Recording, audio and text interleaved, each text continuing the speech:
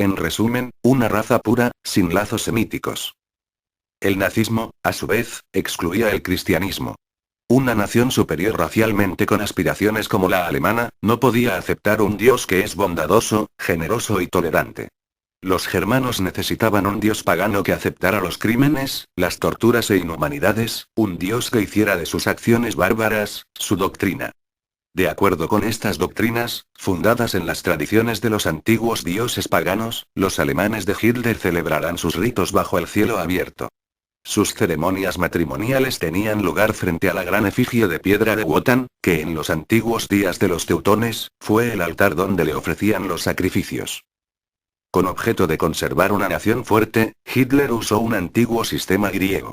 Los antiguos griegos lanzaban al precipicio desde la cima de la montaña Taygetos a todos aquellos niños que nacían inválidos o de apariencia física débil. El Führer aplicó una versión moderna de este método entre los adultos de los alemanes arios. El mayor decía que todos aquellos incapacitados para el trabajo, o inválidos, o que padecieran serias enfermedades como tuberculosis, cáncer, o los enfermos mentales, eran declarados incurables y enviados al tratamiento de recuperación a diferentes hospitales. La oficina central de los médicos encargados de estos tratamientos estaba en un hospital situado en Brandenburg, cerca de Berlín.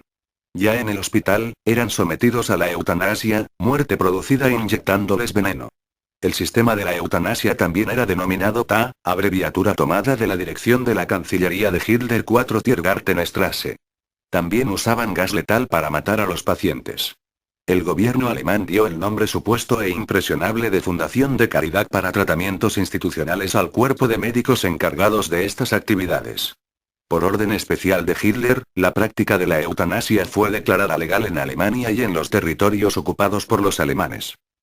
Hacia finales de la década de los años del 30, alrededor de 100,000 alemanes arios fueron exterminados con veneno inyectado. Certificados de locura fueron falsificados, y eran expedidos al Mayoreau para aquellos que estuvieran casados o mantuvieran relaciones con no germanos. Se indicó una feroz persecución contra los Mischlings, que eran mitad judíos. Miles y miles de ellos fueron castrados, o enviados a campos de concentración o asesinados. La Iglesia protestó ante la práctica de la eutanasia. El arzobispo von Gallen, el cardenal Faulhaber y otros miembros importantes del clero, condenaron abiertamente esta práctica inhumana desde sus púlpitos. El temor se adueñó de la población al saber que los asesinados eran arios puros y alemanes.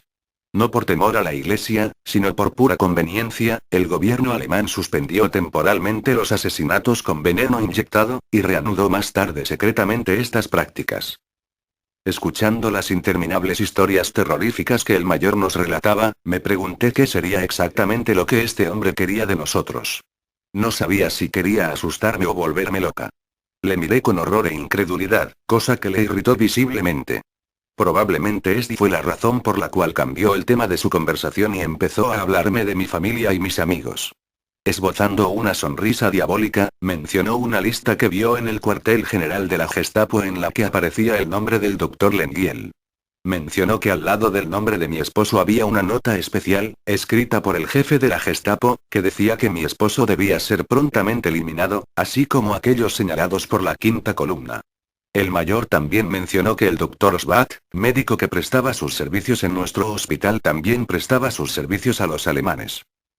La quinta columna formaba un papel importante en la maquinaria alemana. Sus miembros obtenían información acerca de gentes importantes, sus opiniones y actividades con respecto a los alemanes, previamente a la ocupación de algún país. En dichas investigaciones se provocaba a las personas a discutir, anotando sus declaraciones y los nombres de los investigados.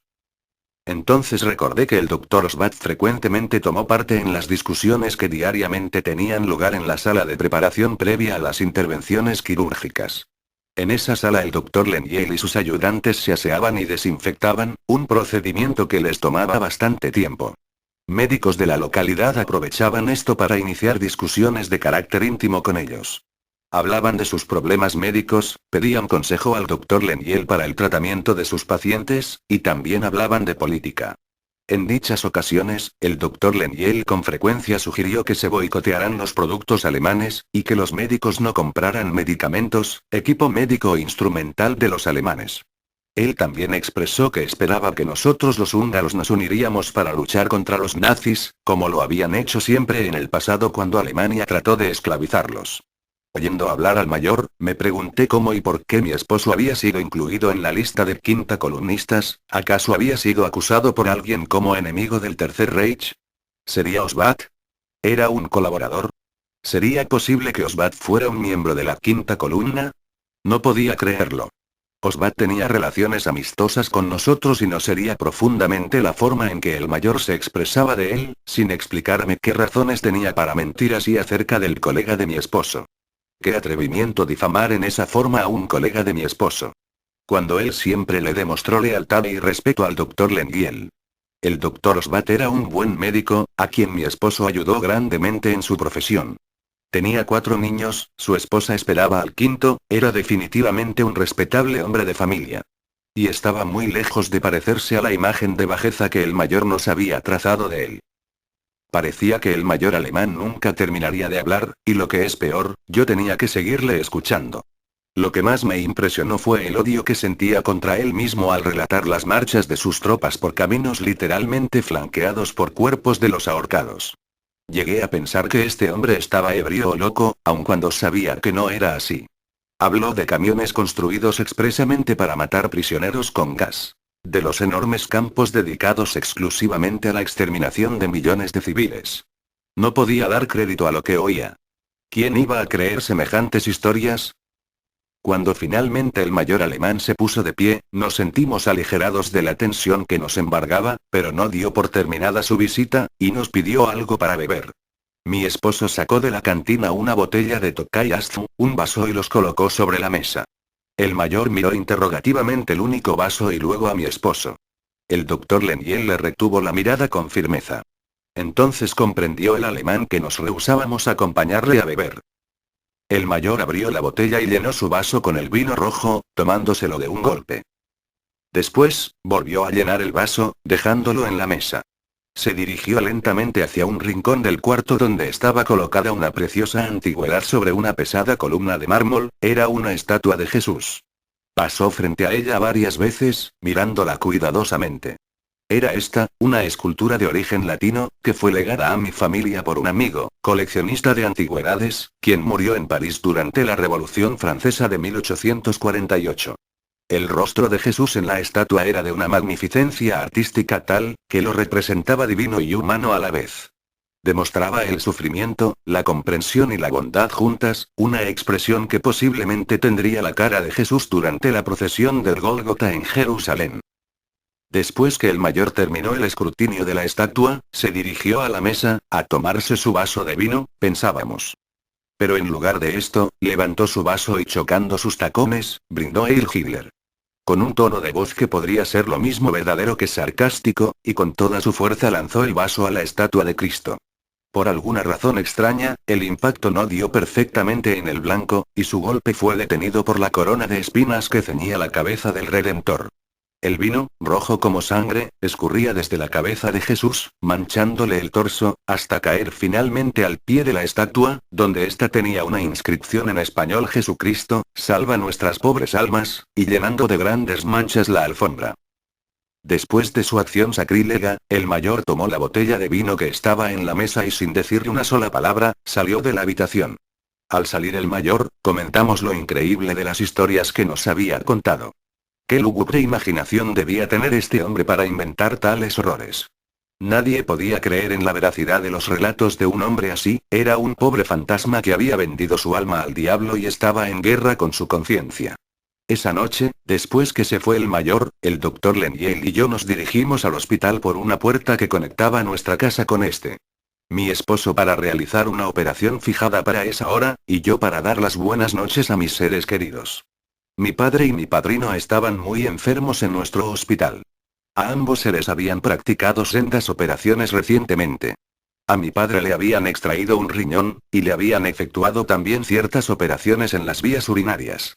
Se encontraba en vísperas de ser operado nuevamente, sin embargo, confiábamos en que su recuperación era cosa segura. Mi padrino, quien dedicó gran parte de su vida a investigaciones de enfermedades del estómago y del cáncer, por ironías de la vida, sufría él mismo de cáncer. Todos sabíamos que sus días estaban contados.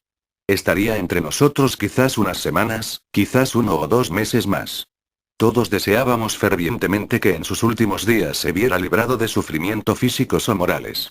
Para nosotros era un desconsuelo saber que mi padrino conocía la naturaleza de su mal, y el fin que le esperaba. Pero siempre demostró un valor a toda prueba, y nunca se quejaba de sus dolores y siempre estaba sonriente delante de nosotros. Muchas veces hice yo misma acopio de valor para no romper en amargo llanto en su presencia. Mi padre estaba dormido cuando llegué a su lecho. Sentada en una silla, mi madre leía un libro. Como no quería despertarlo, pasé de largo dirigiéndome a donde se encontraba mi padrino. La hermana Esther, de la Orden de las Trabajadoras Sociales de Dios, que a diario lo visitaba, se encontraba junto a él, rezando. Los ojos de mi padrino estaban cerrados, y con desolación noté que su cara, enmarcada por su hermoso cabello blanco, se había adelgazado más en los últimos días, y se veía también, más pálida.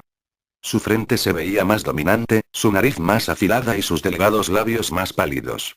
Su expresión hablaba de sufrimientos, de resignación y de un dulce sentimiento de reconciliación. Era como si la expresión le viniera de muy, muy lejos.